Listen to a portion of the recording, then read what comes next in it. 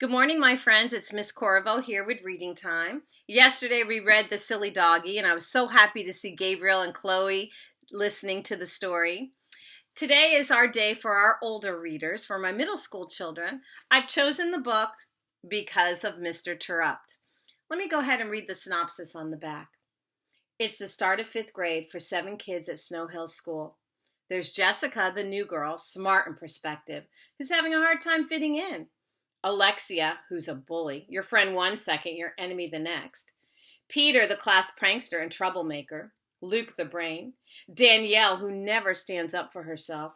Shy Anna, whose home situation makes her an outcast. And Jeffrey, who just plain hates school. Only Mr. Terrupt, their new teacher, seems to know how to deal with them all. He makes the classroom a fun place, even if he doesn't let them get away with much.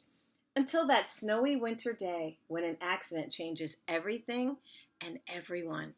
So let's see what happens. So this book is divided into chapters, and the chapters go by the months of the year. So they're going to tell us a full school year and what happens, starting with September. And they're starting with character introduction, so my first character is Peter. Let's see what Peter is like. It's our bad luck to have teachers in this world, but since we're stuck with them, the best we can do is hope to get a brand new one instead of a mean old fart. New teachers don't know the rules, so you can get away with things the old-timers would squash you for. That was my theory, so I was feeling pretty excited to start 5th grade. Since I was getting a rookie teacher, a guy named Mr. Terrupt, right away I put him to the test. If the bathroom pass is free, all you have to do is take it and go. This year, the bathrooms were right across the hall. It's always been an easy way to get out of work for me. I can be really sneaky like that. I take the pass all the time, and the teachers never notice. And like I said, Mr. Terrupt was a rookie, so I knew he wasn't going to catch me. Once you're in the bathroom, it's mess around time. All the other teachers on the floor are women, so I don't have to worry about them rushing in here to stop me. I grab the bars, I swing, I try to touch the ceiling. If someone's in the stall, it's really funny to kick the door open, especially if it's a younger kid. If you scare him bad enough, he might pee himself a little. Or if your buddy's using the urinal, you can push him from behind and flush the toilet at the same time. He might get some water on him. Some kids like to plug the toilets with big wads of toilet paper, but I don't suggest you do that. My brother did that one time and got in big trouble. He said the principal made him brush his teeth with a toothbrush, telling him that it was the one he cleaned the bathroom with. I don't think that really happened, but I think they said it to scare him. Mrs. Williams is pretty tough, though, but I don't think she'd give out that kind of punishment, and I don't want to find out either. When I came back into the classroom after my 4th or 5th trip, Mr. Terrupt looked at me and said, "Boy, Peter, I'm going to have to call Mr. Peabody, or better yet, I'm going to call you Peter the Peer. You do more peeing than a dog walking by a mile of fire hydrants." Everybody laughed. I was wrong. Mr. Terrupt had noticed. I sat down. Then he came over to me and whispered in my ear, "My grandpa used to tell me to tie a knot in it." I didn't know what to do. My eyes got real big when he said that. I couldn't believe it. But that didn't matter. Mr. Terrupt just went back to the front of the board and started the math problem. I sat there with my big eyes. Soon a big smile, too. I can't believe he caught me. "What did he say?" Maddie asked. Maddie's desk was right next to mine. "Nothing," I said. Ben and Wendy leaned across their desk to hear. They sat right across from us. Our 4 desks made up the table number 3. Mr. Terrupt called us the troublesome table sometimes. Nothing, I said again. It would be my secret. How cool was Mr. Terrupt? His reaction was better than being yelled at like the old farts would have done. Some kids in my class would have cried, but not me. Somehow I think Mr. Terrupt knew I wouldn't cry. It was his way of letting me know that he knew what was going on without making a huge deal in front of the whole class. I liked that. He sure could be funny, and I'm a funny guy. This year, for the first time in my life, I started thinking school could be fun. Wow, so look at that. Peter's maybe changing his mind about school, and I think sometimes we do that too. We see a teacher who's a little too strict or assigns homework, and we make this decision that we don't like them. And then once we get to know them, we see that, hey, they really are a cool teacher, and they just really care about our knowledge and what we're learning.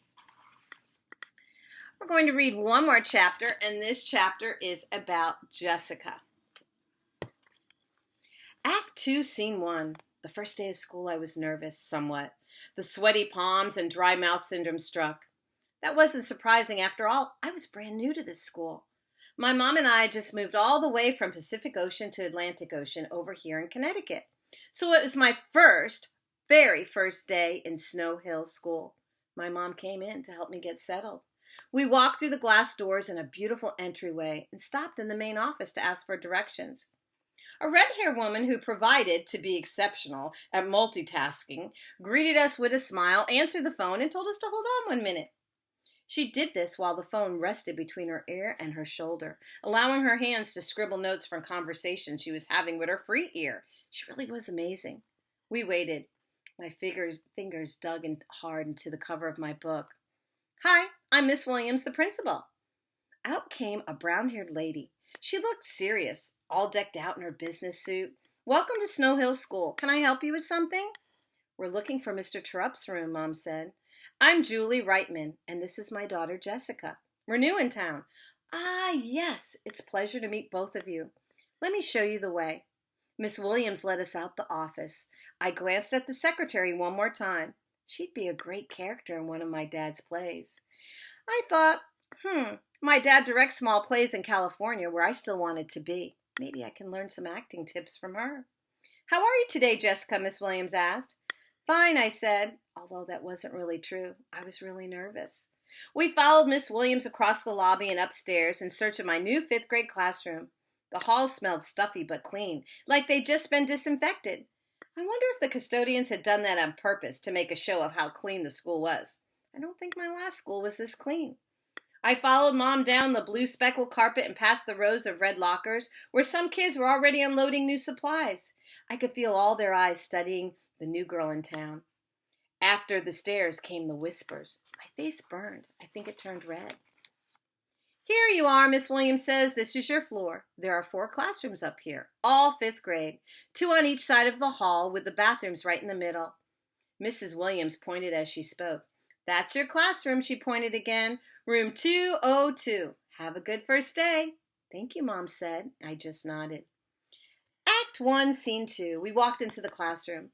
The teacher looked up from his desk and smiled at us. The butterflies in my stomach fluttered as if I was on the tilt-a-whirl. "Good morning. I'm Mr. Terrupt," the teacher said as Mom and I walked in. He came right over to greet us. "Good morning," Mom said back. "I'm Julie Reitman, and this is Jessica. I think she's a little nervous about being a new student in this school."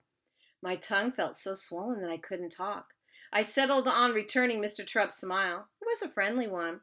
"Well, this is my first day, too, so I guess we'll try to figure it out together," he said. My smile grew. "Your seat is right over there at table 2. You're with Natalie, Tommy, and Ryan. Being near the window should give you some good reading light." "That's a great book you have there, Jessica." I looked down at my book, A Wrinkle in Time. I rubbed my hand over the cover. "I really like happy endings," I said. "Me too," said Mr. Terrupt. "I'll do my best to make sure this is a happy year for you." I smiled again. I couldn't believe it. My teacher was new too, and he liked what I was reading. I don't know why, but somehow he made my butterflies disappear and my tongue shrink. Thinks we're going to be okay this year.